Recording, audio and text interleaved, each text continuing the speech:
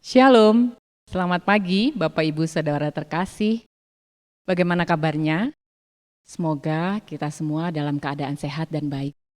Hari ini Selasa 17 Mei 2022.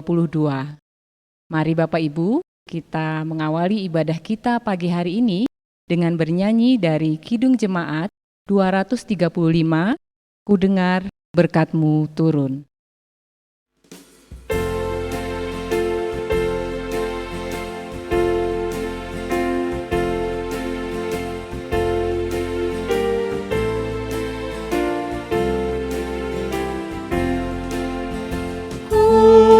Dengar berkat-Mu turun bagai hujan yang lebat, menghidupkan padang gurun dan menghibur yang penat. Aku pun, ya berkati aku pun.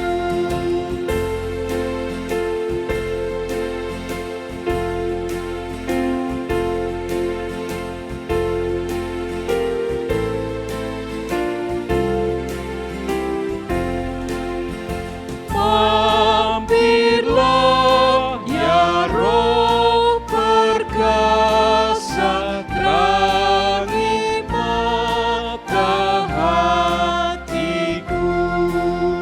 Sabda Kristus beri berkuasa dalam diri hamba-Mu.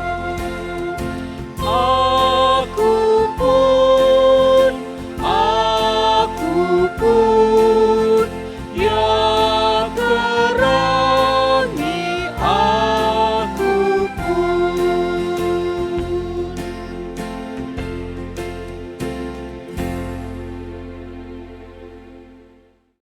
Mari kita satu dalam doa. Bapa kami di dalam surga, kami bersyukur Tuhan untuk berkat-Mu yang terus tercurah bagi setiap kami. Dan pagi hari ini kami memohon kiranya Roh Kudus menerangi setiap hati kami, di dalam kami membaca, merenungkan sabda-Mu. Kiranya apa yang kami baca dan kami renungkan boleh menguatkan iman kami dan menjadi pedoman bagi hidup kami. Terlebih kami berdoa untuk Bapak Pendeta Dwi Santoso yang akan menyampaikan kebenaran sabda-Mu. Kiranya firman yang ditaburkan boleh sesuai dengan kehendak-Mu saja ya Bapa. Dalam nama Tuhan Yesus kami sudah berdoa. Amin. Bacaan firman Tuhan diambil dari Kisah Para Rasul pasal 11 ayat 27 sampai 30. Kisah Para Rasul pasal 11 ayat 27 sampai 30. Pada waktu itu datanglah beberapa nabi dari Yerusalem ke Antiokhia.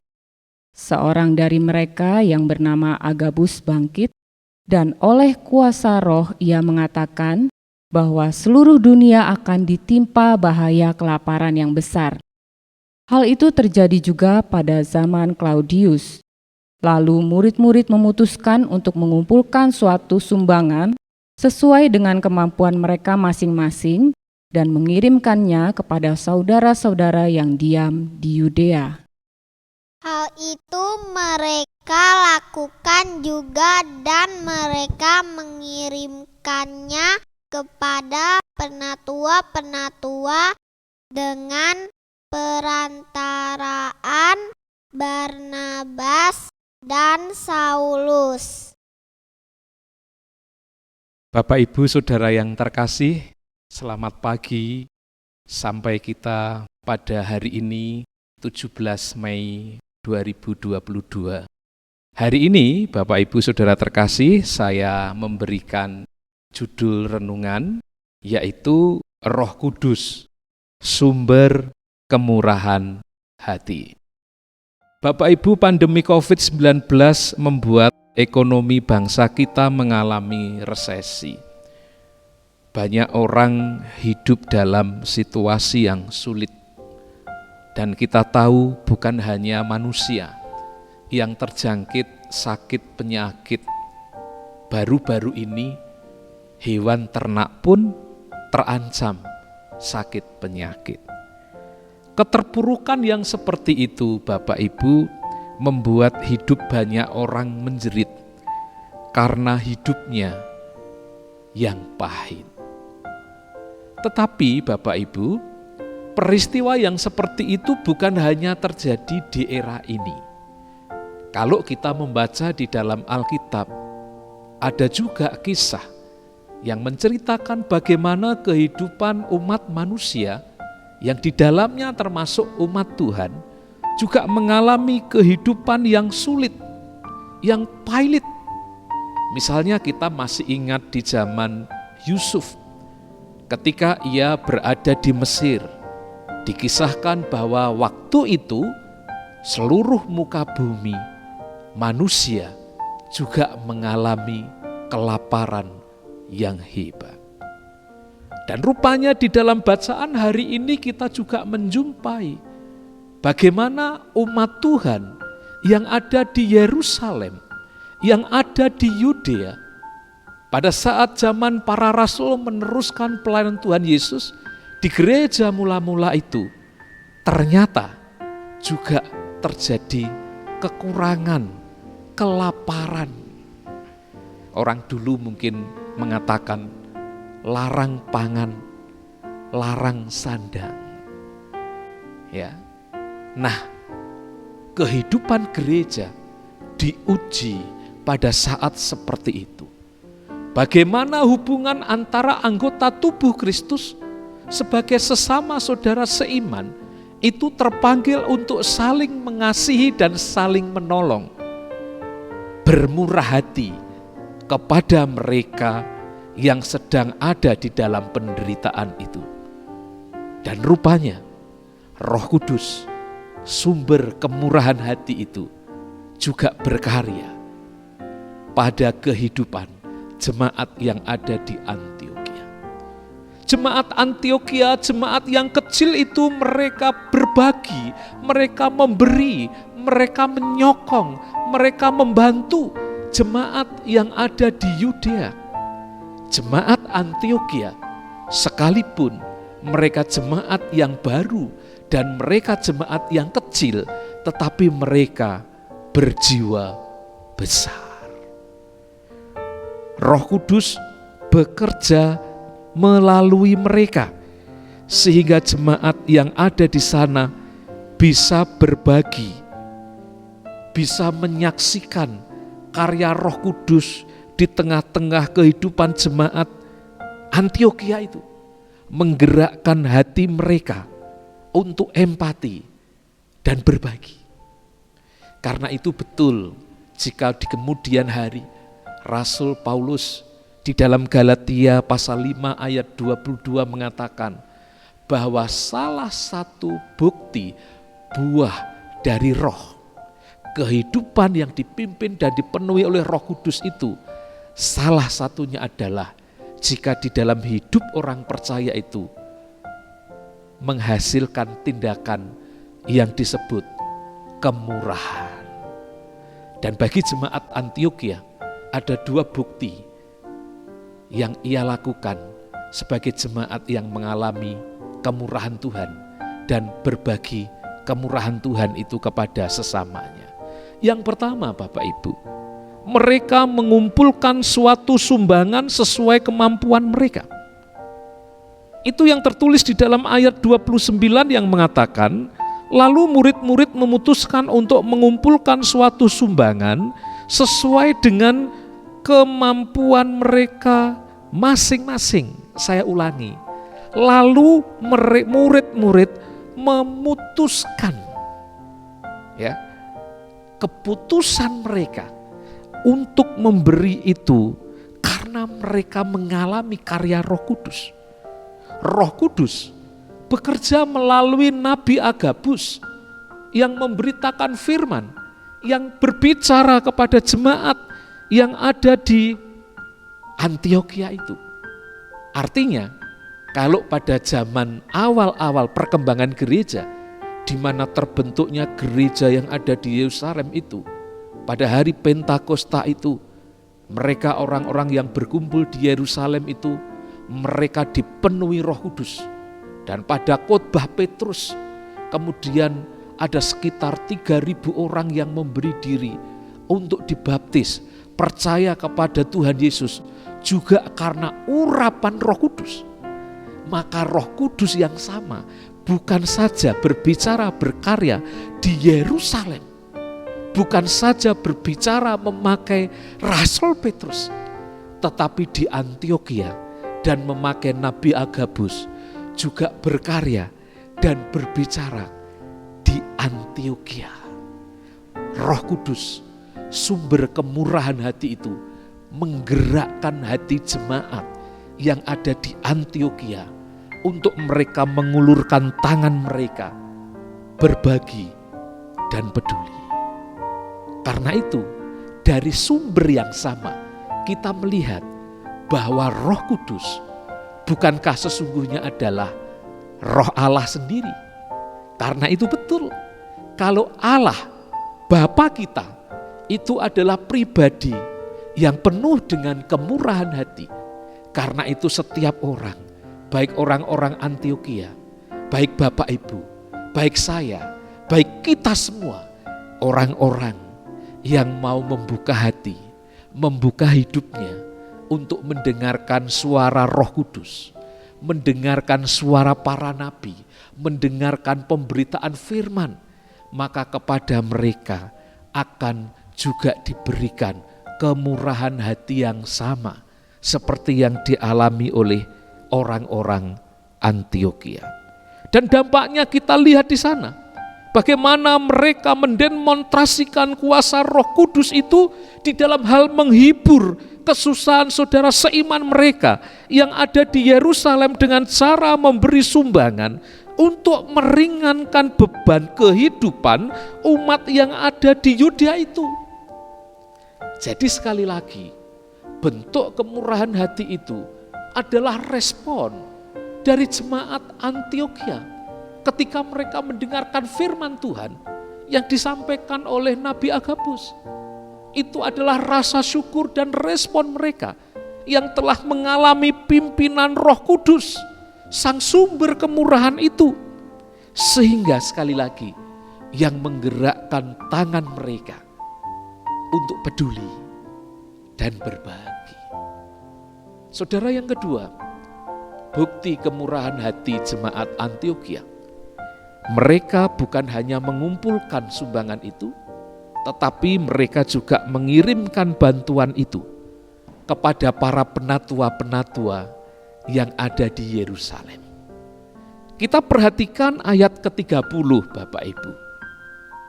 Kisah Para Rasul 11 ayat 30 mengatakan, mereka mengirimkannya kepada penatua-penatua dengan perantaraan Barnabas dan Saulus. Bapak Ibu, Roh Kudus bekerja dengan teratur dan tertib. Dan kepada para pemimpin jemaat, mereka orang-orang yang ditunjuk oleh Allah dan diurapi oleh Allah itu, mereka diberi tugas untuk mengatur rumah Allah, untuk mengelola pelayanan. Kita melihat pada bagian ini, bantuan sumbangan sebagai wujud cinta kasih jemaat Antiokhia itu oleh jemaat diberikan melalui pemimpin gereja yang ada di Yerusalem, yaitu para penatua yang memang ditugaskan Allah sebagai penilik jemaat. Presbuteros namanya. Roh Kudus telah mengurapi para penatua agar mereka mampu bertanggung jawab untuk memelihara kehidupan jemaatnya, umatnya.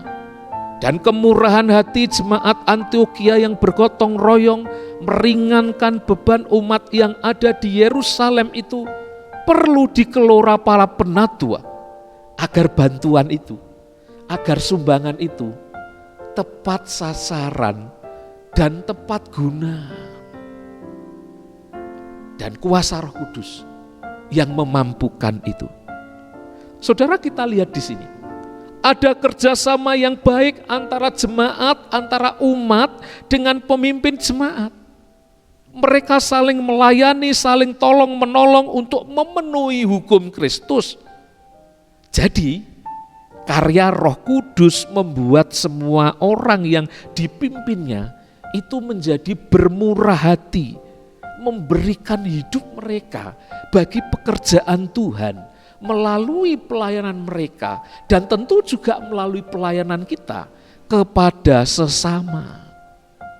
Ada yang memberikan bantuan, ada yang memberikan dana, ada yang memberikan harta, ada yang memberikan persembahan tenaga, ada yang memberikan persembahan waktu, perasaan, seluruh kehidupannya, seperti yang dituliskan oleh Rasul Paulus di dalam Roma 12 ayat 1. Persembahkanlah hidupmu. Itu sebagai persembahan yang kudus, yang hidup dan berkenan kepada Allah. Itulah ibadahmu yang sejati. Saudara-saudara, ada yang kemudian meresponi firman Tuhan untuk bermurah hati itu dengan memberikan sesuatu yang bernilai sampai harus rela berkorban. Dan tentu di dalam hal ini wujud kemurahan hati itu juga termasuk ketika kita memberikan kepercayaan kepada orang lain. Di zaman yang serba modern dan maju ini, mencari orang yang dapat dipercaya dan memberikan kepercayaan kepada orang lain bukan perkara yang mudah. Tetapi atas dasar kasih kita melihat di sini, itu yang dinyatakan jemaat Antiokhia ketika mempercayakan sumbangan itu untuk dibawa Barnabas dan Saulus ke Yerusalem. Saudara-saudara, ini bukan soal kurir, titip, tetapi soal pertanggungjawaban. Kelihatannya sepele, membawa persembahan, tetapi sebetulnya itu adalah pekerjaan berat karena berbicara tentang mempertanggungjawabkan kepercayaan yang diberikan Tuhan melalui jemaatnya. Di zaman modern ini, korupsi terjadi di mana-mana, dan gereja juga tidak kebal terhadap godaan mamon, uang, harta benda. Banyak pemimpin gereja yang jatuh, tergoda karena masalah uang. Karena itu, baik yang menyumbang maupun yang mengelola sumbangan itu harus benar-benar tunduk kepada pimpinan Roh Kudus, agar berkat Tuhan sebagai wujud kemurahan Allah yang dipercayakan kepada kita, yang dipercayakan kepada mereka itu dapat dipertanggungjawabkan dengan baik di hadapan Tuhan dan jemaatnya, sehingga melalui pekerjaan yang indah itu membawa kemuliaan bagi nama Tuhan. Bapak, Ibu, Saudara yang terkasih, kiranya hidup kita senantiasa dipimpin dan dipenuhi oleh Roh Kudus, sehingga kita bisa menjadi orang-orang yang menghadirkan kemurahan hati bagi sesama kita. Tuhan memberkati saudara sekalian menjadi orang yang bermurah hati. Amin. Mari kita berdoa. Bapa di dalam surga, di dalam kemurahan-Mu, Engkau telah menganugerahkan dan menolong kami untuk berbagi kehidupan kami. Bagaimana Tuhan menggerakkan kami sekalian dengan cinta kasih-Mu yang besar itu, supaya kami tidak memikirkan dan mementingkan kehidupan kami pribadi, tetapi juga Tuhan mempercayakan kepada kami, Engkau mengutus kepada kami, supaya kami juga berbagi kemurahan. Karena itu ya Roh Kudus, sumber kemurahan hati kami, kiranya pimpinan dan kuasa-Mu terus menggelorakan semangat hidup kami, bekerja di dalam hati kami, sehingga kami senantiasa menjadi orang yang empati, peduli, dan rela berbagi. Gerakkan jemaat-Mu, gereja-Mu, menjadi tangan dan kaki bagi Kristus yang berbagi kemurahan bagi orang-orang yang ada di sekitarnya. Kami tahu, kami percaya bahwa pemeliharaan dan penyertaan Tuhan melampaui keadaan kami. Pada saat situasi yang sulit sekalipun, hidup kami berdoa dan memohon, kiranya tidak mengalami situasi yang pahit dan pailit, sehingga kami mampu untuk memberikan apa yang menjadi berkat yang Tuhan percayakan di dalam hidup kami. Entah itu berupa harta, entah itu berupa tenaga, entah itu berupa waktu, entah itu berupa hal-hal yang lain yang dapat kami persembahkan sebagai ucapan syukur kami kepada Tuhan, kepada sesama. Terima kasih, berkatilah jemaat-Mu di GKI Batu, dan kami menyerahkan kehidupan kami sepanjang hari ini ke dalam tangan-Mu. Saudaraku yang terkasih, arahkanlah hatimu kepada Tuhan dan sambutlah berkat-Nya. Damai sejahtera Allah yang melampaui segala akal akan memelihara hati dan pikiranmu di dalam Kristus Yesus. Damai sejahtera yang mengalir dari Allah Bapa di surga, Putra dan Roh Kudus, menyertai kehidupanmu sekarang dan selamanya. Amin. Bapak Ibu, selamat pagi, salam sehat, Tuhan memberkati kita sekalian.